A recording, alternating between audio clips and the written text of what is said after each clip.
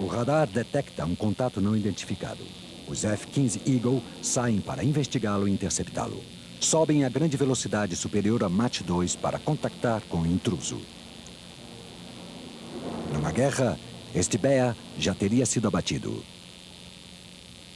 No entanto, a missão do Eagle na Guerra Fria consistiu em escoltar para fora, longe do espaço aéreo norte-americano, os aviões intrusos. Missão cumprida. Tudo sobre aviões de combate. A defesa aérea dos Estados Unidos.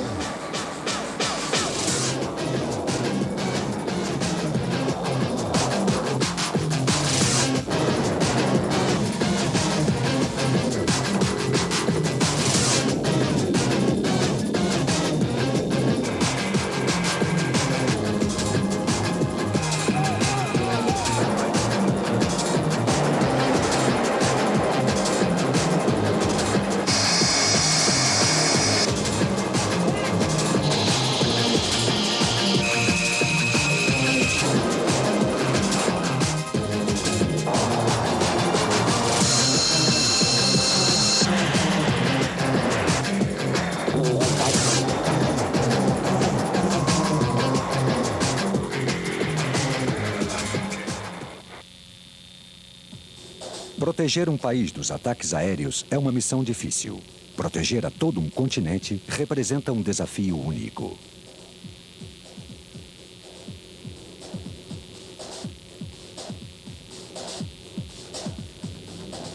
Patrulhando enormes extensões de terreno árido e inóspito durante horas, os interceptadores norte-americanos e canadenses defenderam o continente norte-americano do ataque dos bombardeiros soviéticos.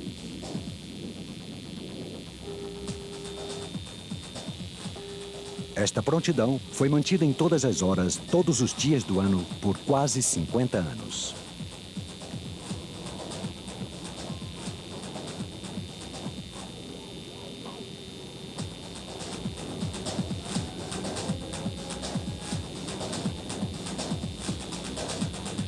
O Sistema de Defesa Aérea da América do Norte, o NORAD, converteu-se em uma das forças de aviso imediato e interceptação mais poderosas do mundo, superada apenas pela Força de Interceptadores da União Soviética.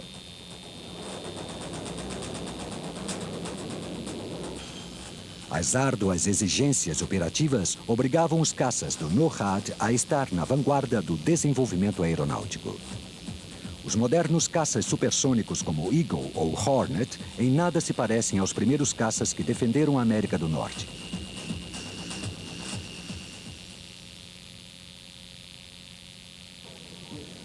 Após a Segunda Guerra Mundial, a defesa aérea do continente norte-americano não foi considerada prioritária. Os Estados Unidos tinham a supremacia. Eram a nação mais poderosa do planeta e a única potência que possuía bombas atômicas. Os Estados Unidos acreditavam que dominariam o mundo da pós-guerra. No entanto, os caças de defesa dos Estados Unidos apresentavam problemas. Criada em 1946, o Comando de Defesa Aérea da US Army confiava nos caças com motor a pistão da Segunda Guerra Mundial. Aos caças P-51 Mustang e P-47 Thunderbolt foram acrescentados os noturnos P-61 e também os caças a jato P-80 Shooting Star. No entanto, os Estados Unidos saíram da sua autossuficiência. Em poucos anos, a União Soviética desenvolveu enormes bombardeiros intercontinentais que também eram capazes de atacar as cidades norte-americanas com bombas atômicas.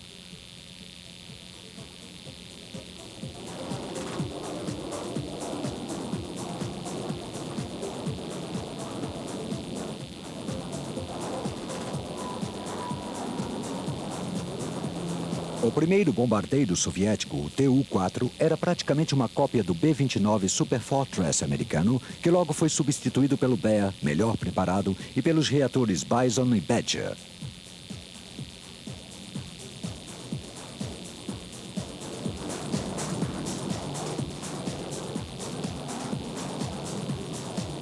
Além de um grande carregamento de bombas convencionais, podiam transportar armas atômicas ou de hidrogênio capazes de destruir grandes cidades de um só golpe.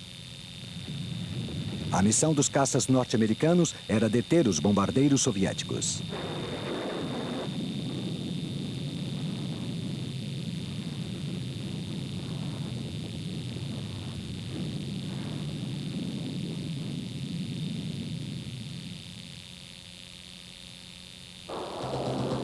A ameaça que representava o Tu-4 no final dos anos 40 e princípio dos 50 parecia real. As forças aéreas norte-americanas e canadenses criaram 4 caças para contrabalançar. O único com apenas um motor e para um tripulante era o F-86 Sabre, o caça que havia tido tanto sucesso contra os MiG-15 de fabricação soviética na Coreia.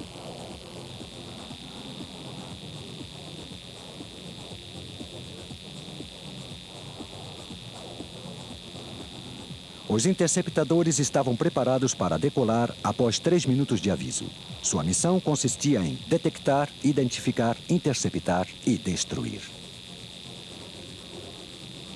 Esperava-se que os aviadores realizassem estas funções com a ajuda das estações de interceptação em terra, as GCI. Durante os exercícios contra os bombardeiros SAC, o piloto era informado por rádio da velocidade, altitude e direção do alvo. O sistema GCI foi idealizado para dirigi-lo numa rota de colisão a uma distância visual do alvo. Sob o bombardeiro, podia atacar com metralhadoras, foguetes e mísseis.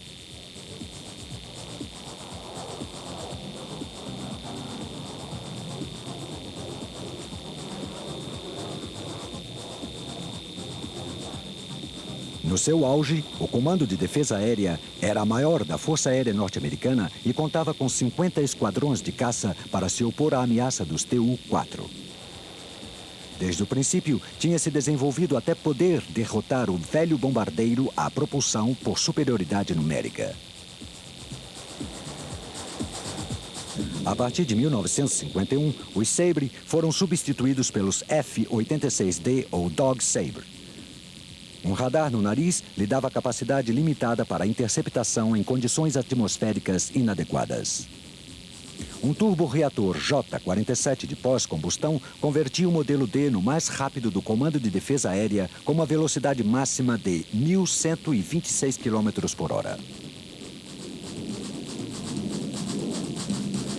Em vez de metralhadoras, o modelo D estava equipado com 24 foguetes de 70 mm que transportava num compartimento retrátil sob a fuselagem dianteira.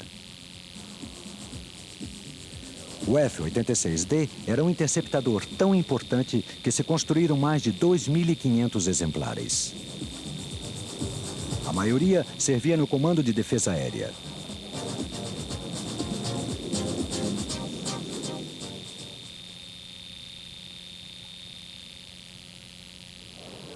Os 3 interceptadores restantes eram caças bimotores com asas retas.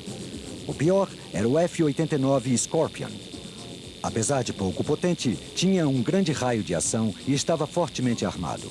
Um primitivo radar de interceptação aérea, controlado pelo observador de radar traseiro, era o melhor que podiam ter.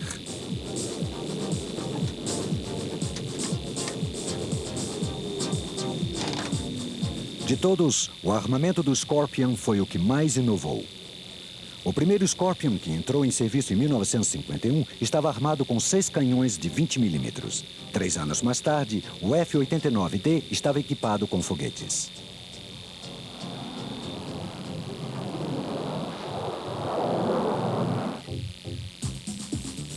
Os mísseis chegaram com o F-89H, que transportava 6 mísseis AR Hughes Falcon, guiados por infravermelho e mais 42 foguetes.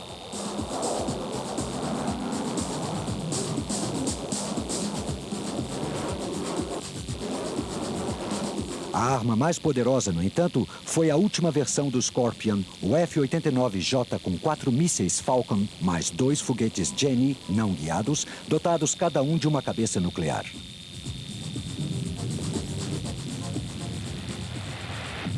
O Canadá contribuiu com a defesa aérea norte-americana nos anos 50 com o CF-100.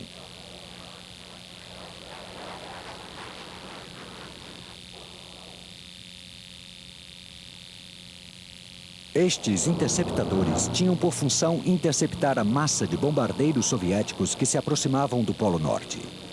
Nos anos 50, a União Soviética havia convencido os americanos que os seus bombardeiros representavam uma ameaça massiva e muito eficaz.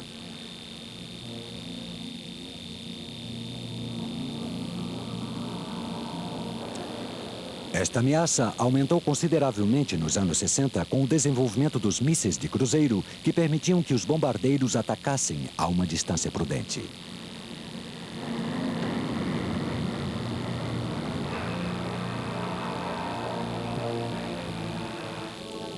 Os informes da inteligência sobre a União Soviética convenceram os norte-americanos de que a ameaça dos bombardeiros não era tão importante como se pensava. Mas não havia dúvidas de que, no caso de uma guerra nuclear, os soviéticos poderiam enviar suficientes bombardeiros para exigir o máximo esforço das defesas aéreas norte-americanas.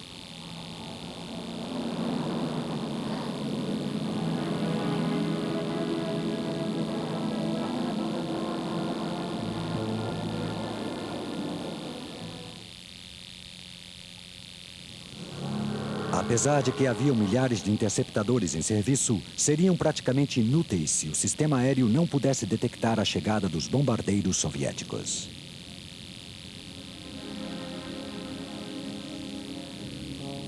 Os sistemas de aviso imediato tiveram um papel crucial ao atuar como uma armadilha ao avisar sobre os possíveis ataques. O NORAD investiu bilhões de dólares na criação de sistemas de radar cada vez mais sofisticados. Entre eles, se incluía o DEW, Aviso Imediato à Distância, que se estendia desde a Groenlândia até o norte do Canadá. Mais ao sul, na fronteira entre os Estados Unidos e o Canadá, estava a linha Pine Tree. As primeiras estações de aviso se modernizaram para formar o Sistema de Aviso do Norte. Estas estações estavam conectadas, formando o Sistema de Aviso Imediato de Mísseis Balísticos do Comando Estratégico do Ar. Nos anos 50, já estavam avançados os planos de desenvolvimento de interceptadores mais modernos. O primeiro foi o F-102 Delta Dagger, que se converteu no primeiro dos interceptadores da chamada Série do Século em serviço para o Comando de Defesa Aérea.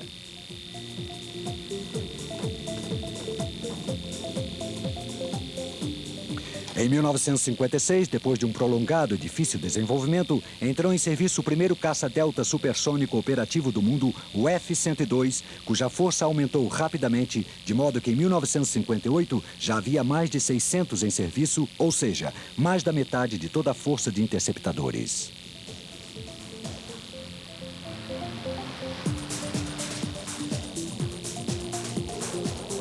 O F-102 também foi o primeiro avião do mundo com um sistema de controle de fogo integrado conectado ao SAGE, Ambiente Terrestre Semiautomático. O interceptador recebia a informação dos alvos automaticamente e, em uma rota de colisão com um bombardeiro, chegava ao alcance de fogo.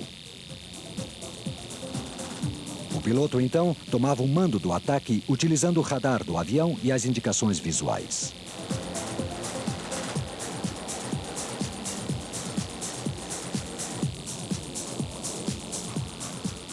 Seu armamento consistia em 6 mísseis Falcon transportados internamente para diminuir a resistência do ar.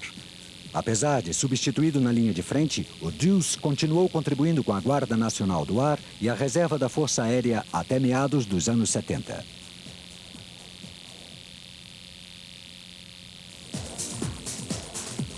O segundo interceptador da série do século que serviu no Comando de Defesa Aérea foi o F-101 Voodoo, que substituiu o Scorpion e o Starfire como interceptador com grande raio de ação em qualquer clima.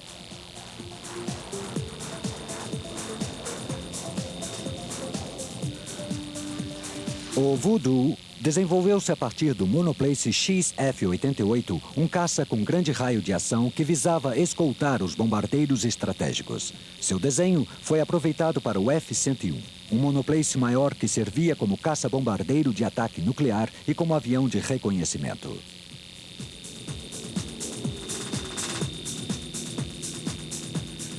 Como apoio ao trabalho do Convair junto ao F-102 e pelo atraso na sua transformação em F-106, o Comando de Defesa Aérea recebeu uma versão do Voodoo, o F-101B.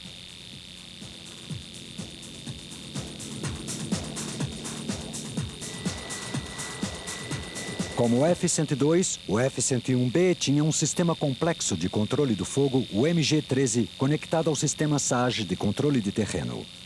O Voodoo entrou em serviço em 1959. O Canadá também o utilizou depois de cancelar o seu próprio programa para criar um interceptador com grande raio de alcance, o Arrow.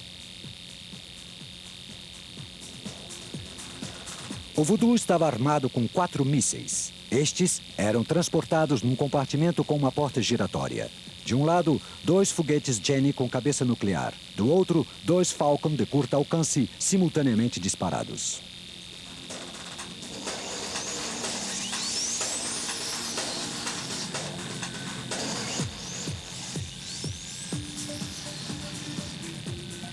Em junho de 1960, o Comando de Defesa Aérea contava com 17 esquadrões de Voodoo e o F-101B foi um interceptador norte-americano mais numeroso até 1964. McDonnell construiu 479 Voodoo, dos quais 132 foram vendidos ao Canadá. Os Voodoos canadenses entraram em serviço em 1962 e equipavam 5 esquadrões.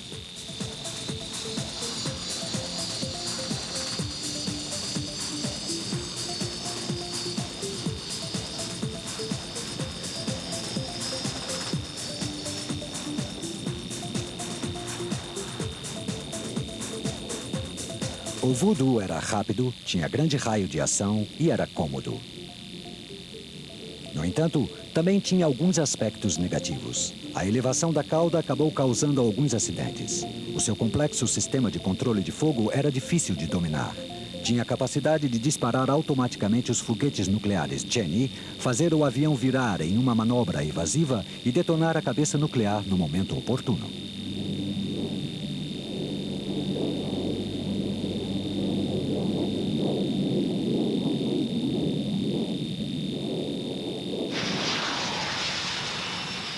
Apesar dos inconvenientes, o Voodoo era bem conceituado e serviu durante muito tempo. Em 1971, todos os aviões operativos foram transferidos para a Guarda Nacional do Ar, na qual o F-101 serviu até o princípio dos anos 80. Os Voodoo canadenses não foram desativados até meados dos anos 80.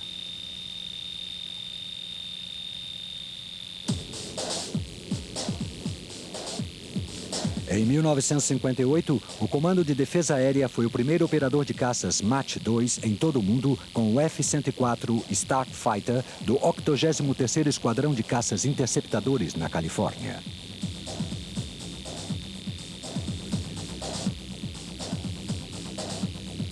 No entanto, apesar de sua incrível velocidade, o Starfighter causou um grande número de acidentes. Somente 7 esquadrões foram equipados com este modelo. Um ano depois, foi retirado de serviço.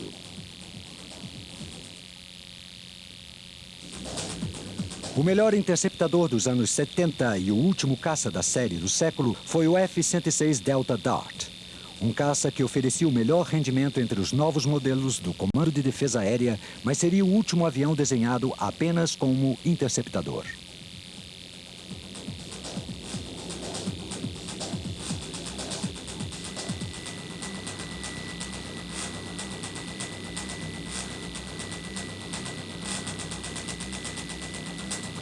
Um avanço importante na defesa aérea da América do Norte foi a criação do NORAD, o Comando de Defesa Aérea da América do Norte, criado pelos Estados Unidos e pelo Canadá em 1958, com um comandante americano e um representante canadense.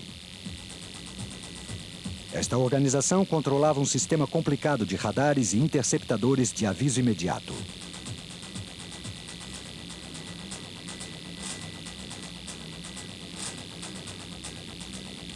O F-106 desenvolveu-se a partir do F-102 com um sistema de controle de fogo melhor e motor novo, o Pratt & Whitney J-75. Com uma propulsão 50% superior à do turborreator J-57 do Delta Dagger, o J-75 dava ao F-106 uma velocidade máxima de Mach 2.4.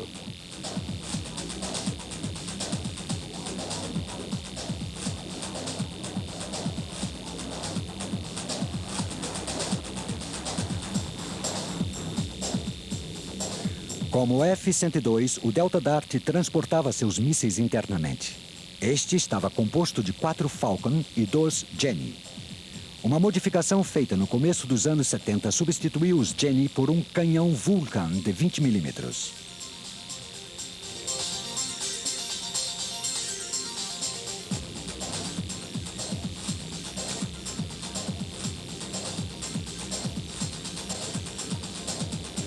O Delta Dart tornou-se operacional em maio de 1959. O 6 acabou equipando a 14 esquadrões e converteu-se num dos aviões mais populares entre os pilotos de caças do Comando de Defesa Aérea. O monoplace F-106A era a versão do interceptador habitual e foram fabricados 277. O F-106B era um biplace de treinamento com total capacidade para combate, sendo construídos 63 exemplares.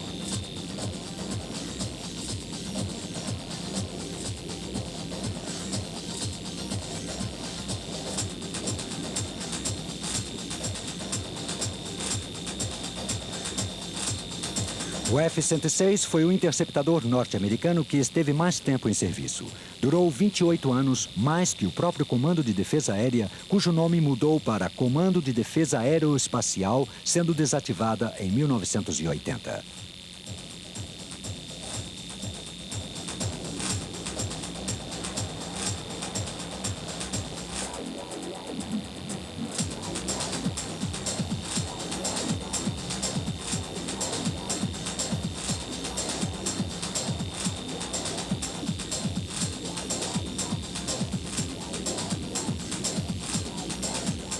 Com o tempo, as unidades da Guarda Nacional do Ar, que apoiam a missão de defesa aérea, também compraram F-106. Depois que foi retirado de atividade, o Delta Dart teve uma segunda carreira muito ativa com os Weekend Warriors.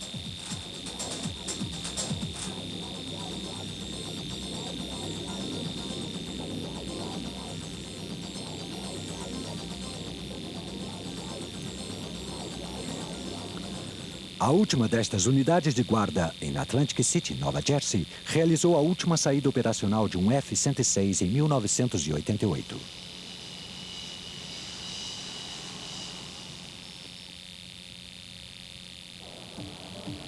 A partir de 1978, o Delta Dart começou a servir com outro avião da McDonnell de St. Louis, o F-4 Phantom, um veterano do Vietnã, que adquiriu também a função de servir como interceptador até 1990.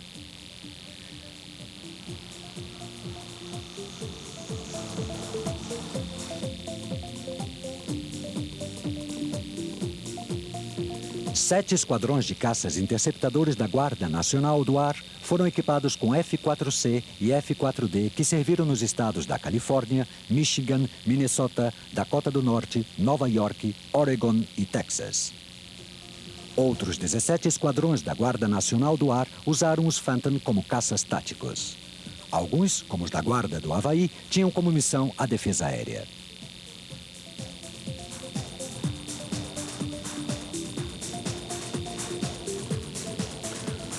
O último interceptador que defendeu a América do Norte foi o F-15 Eagle. Com um rendimento formidável, uma agilidade excepcional, um forte armamento de mísseis e um radar potente, serviu na defesa aérea em 3 comandos. A primeira Força Aérea do Comando Tática do Ar, o Comando Aéreo do Alasca e a Guarda Nacional do Ar.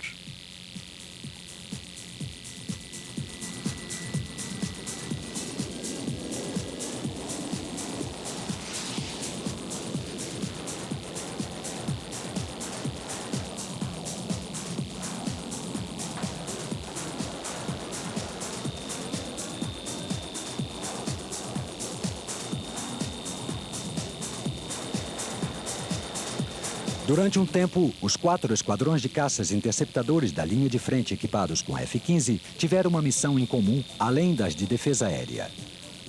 A impressionante velocidade de subida do Eagle o convertia na plataforma de lançamento ideal para o míssil VOT-ASAT. ASAT vem de anti-satélite. Esta arma foi utilizada para destruir as comunicações militares e os satélites de reconhecimento soviéticos.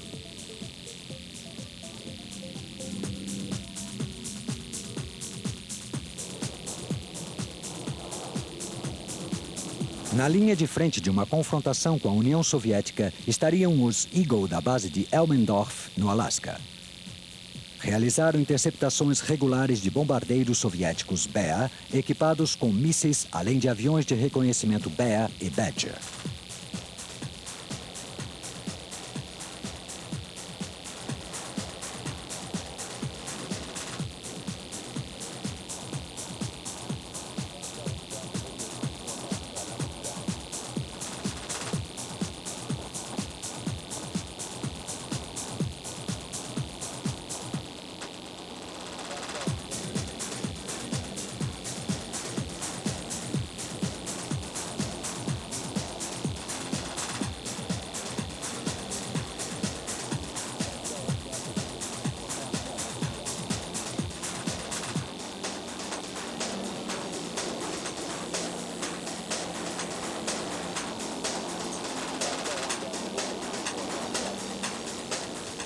Uma vez interceptado o intruso, a missão dos Eagle era escoltar-lhes pacificamente para fora do espaço aéreo norte-americano. Os dois lados recolhiam informação. Os pilotos dos Eagle levavam câmeras para gravar qualquer alteração das relações.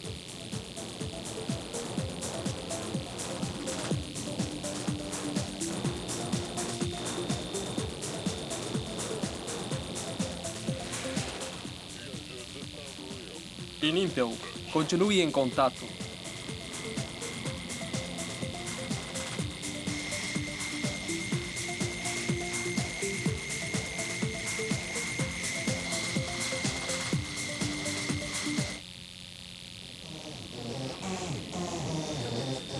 Substituindo os Voodoo a serviço do Canadá está o Hornet. Como a defesa aérea era uma missão prioritária, foram modificados pela inserção de um potente refletor na fuselagem dianteira para interceptações noturnas.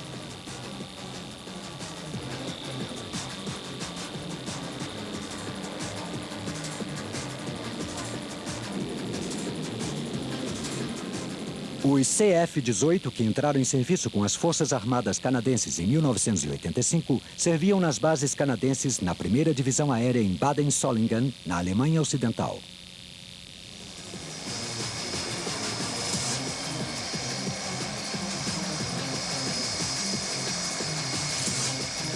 Com o fim da Guerra Fria, as unidades com base na Europa regressaram e a força de CF-18 reduziu-se a 4 grandes esquadrões, cuja função é passar 6 meses como parte do compromisso com o Canadá pelo NORAD e outros 6 meses como unidade ar-superfície preparada para mobilizar-se no exterior.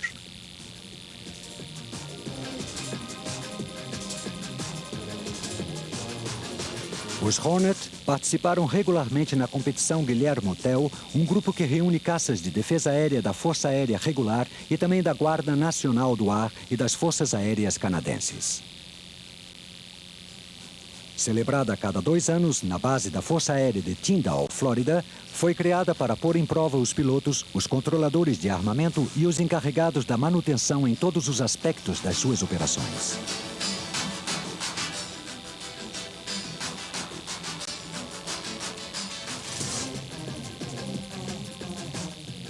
Uma das provas principais é o tempo de reação dos pilotos.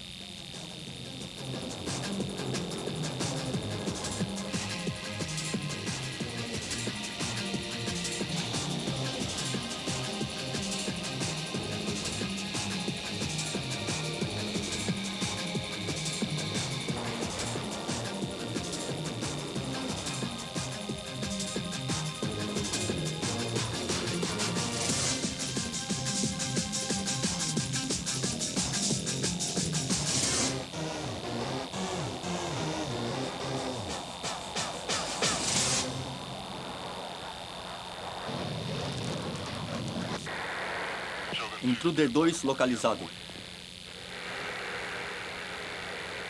Intruder 2 pronto. Marcar.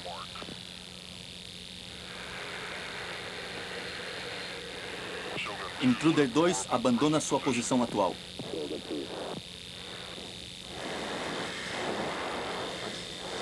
Os controladores de armamento dirigem os interceptadores aos seus alvos.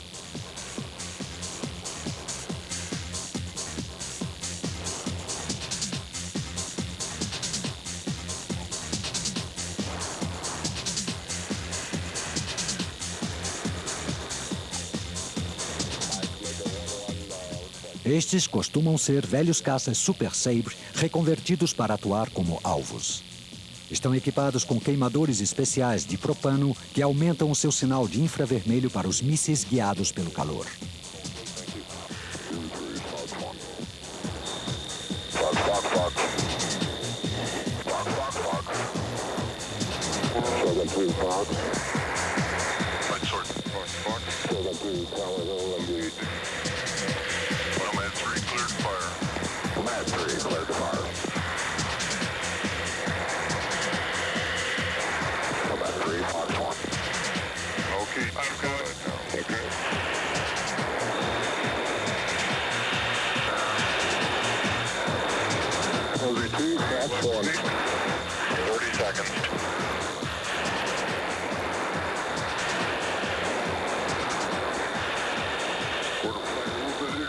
Segundos. 40 segundos. 42.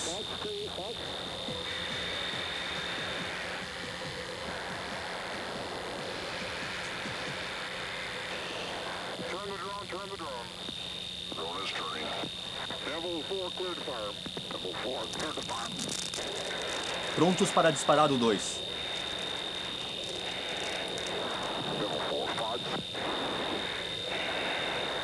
Volta em redondo.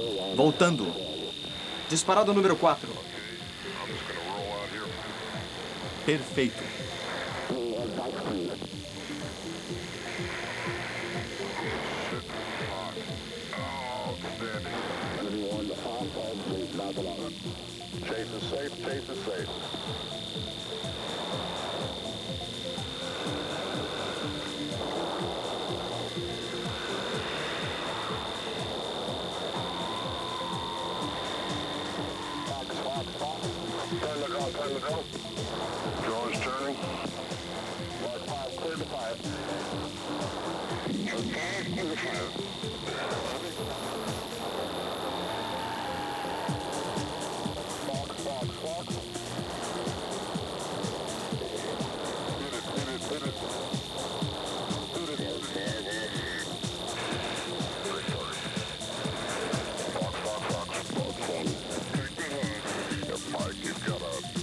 As cabeças nucleares desativadas dos mísseis permitem que os aviões possam, por controle remoto, ser utilizados em até 7 voos antes de se perderem.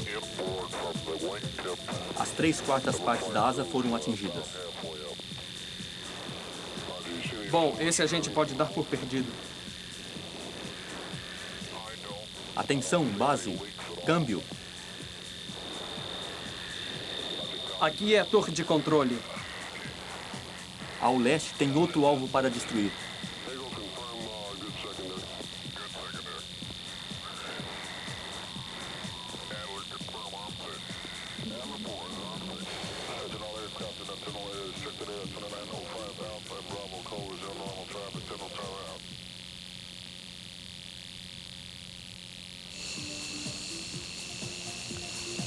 O último interceptador do NORAD foi o caça de defesa aérea ADF, uma versão do F-16 Fighting Falcon, que foi encomendado em 1986 para equipar os esquadrões da Guarda Nacional do Ar que usavam caças Phantom e Delta Dart.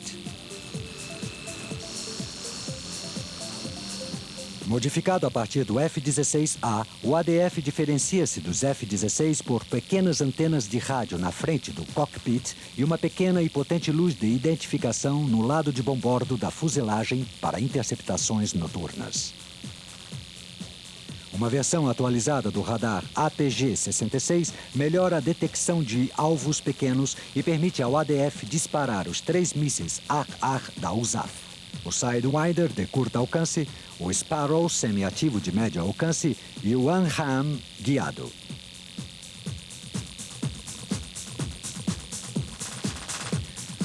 Durante 50 anos, os interceptadores mudaram, mas a sua missão continua a mesma. Regularmente se põe à prova a reação dos pilotos numa situação de alerta e a sua capacidade de interceptar um intruso.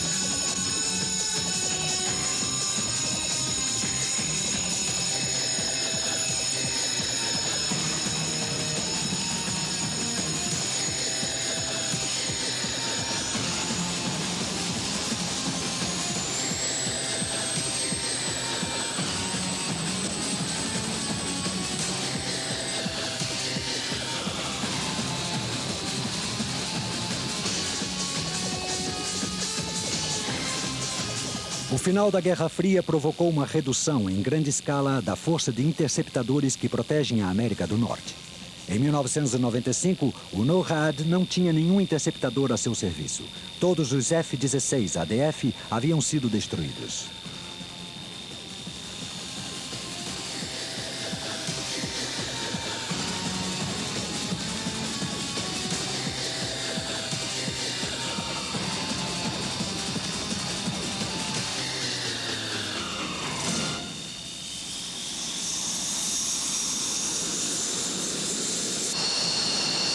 Em seu lugar, estão os aviões das unidades da Guarda Nacional do Ar, como o F-16C da Guarda de Nova Jersey, com base em Atlantic City.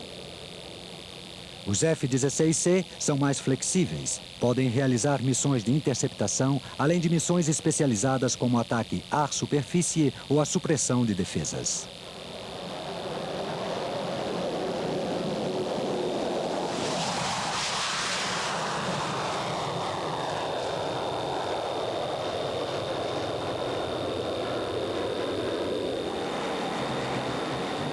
A defesa da América do Norte, atualmente, é feita por unidades regulares da linha de frente e também por esquadrões canadenses da linha de frente equipados com aviões F-16, F-15 Eagle e CF-18 Hornet. Apesar de praticar regularmente missões de defesa aérea, as probabilidades de interceptar um bombardeiro Bear soviético são poucas.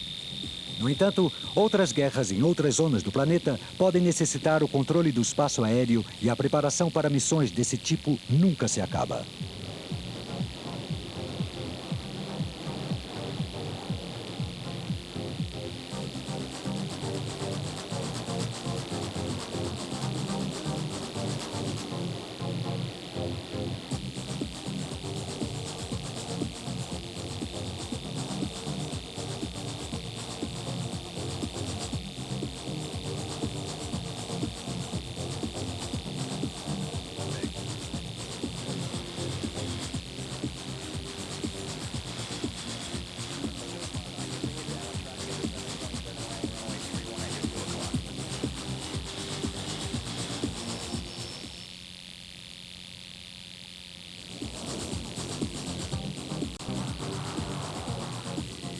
Proteger a América do Norte durante a Guerra Fria criou uma série de interceptadores de alto rendimento que podiam contactar com sofisticados sistemas de controle e aviso imediato.